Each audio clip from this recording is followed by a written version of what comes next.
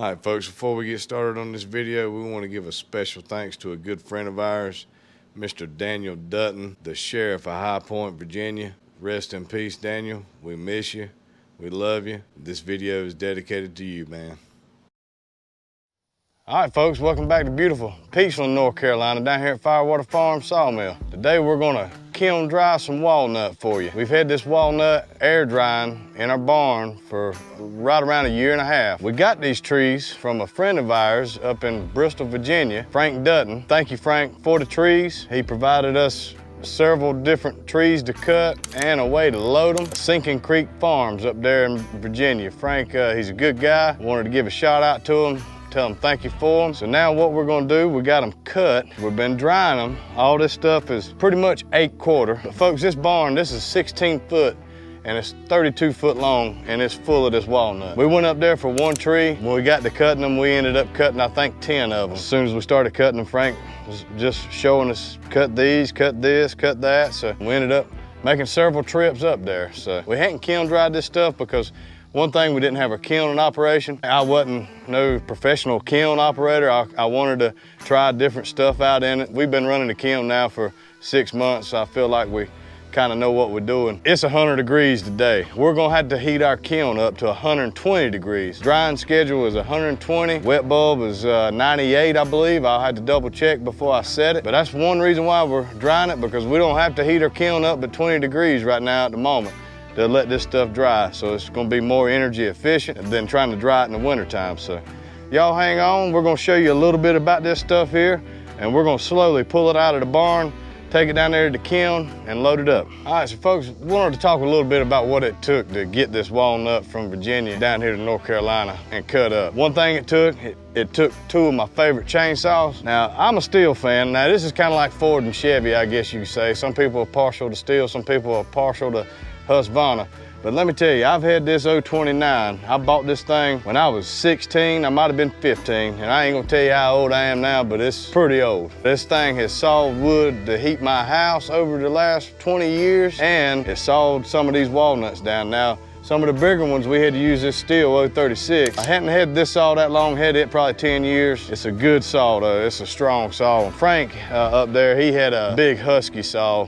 If he hadn't had that, we probably wouldn't have been able to get through some of the bigger stuff because they had a longer bar on it. Anyway, and I had to throw my little Milwaukee up in here because I love that saw so much. Over here at the sawmill, we use it constantly. Good little saw for trimming limbs. Right here, what we got, this is the bar that came off the Lucas Mill where we cut this stuff. The Lucas Mill is a friend of ours, Doug, up in China Grove. He had this bar on it and it had been on there for a while, and we had a oil line kind of get stopped up and it burned the tip of the roller up on this thing, so I had to buy him a new bar, which was rather expensive, but looking at how much wood we cut with it, it ain't that bad. Now this bar, just want to show you how long this bar is. 86.5, what it looks like. The Lucas will cut, they say, 72 inches. And you wouldn't think that a chainsaw would cut slabs this pretty, but this chain is a 3/8 and it's a skip tooth chain on a 10-degree cutting angle. Now these saws are 35 degrees. They're made to cut straight into the log. This is made to cut with the grain.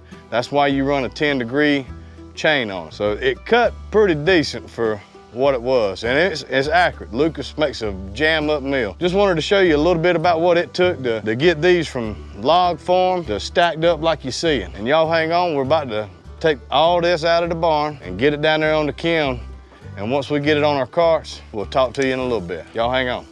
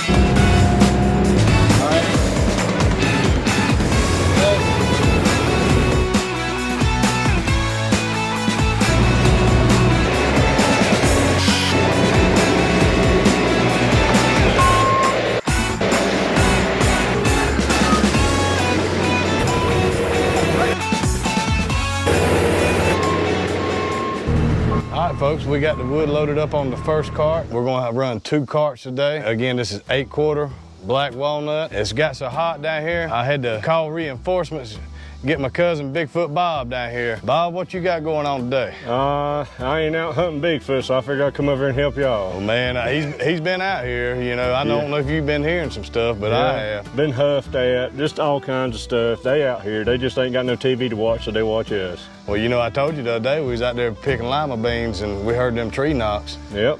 They constantly out here because they interested in women and strange women they ain't never seen before. That's plain and simple.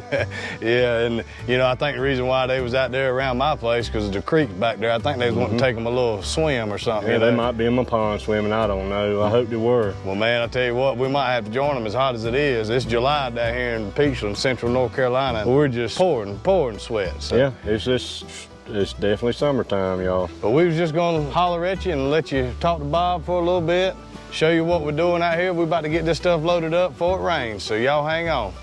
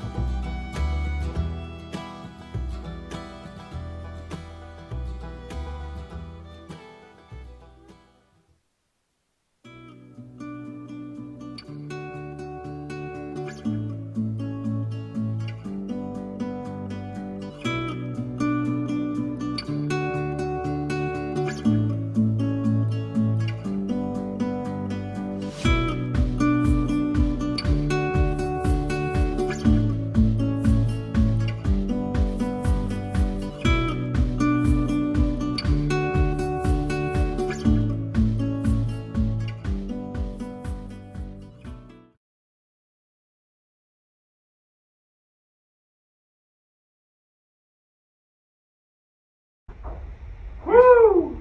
You in deep. Uh-huh. That's what she said.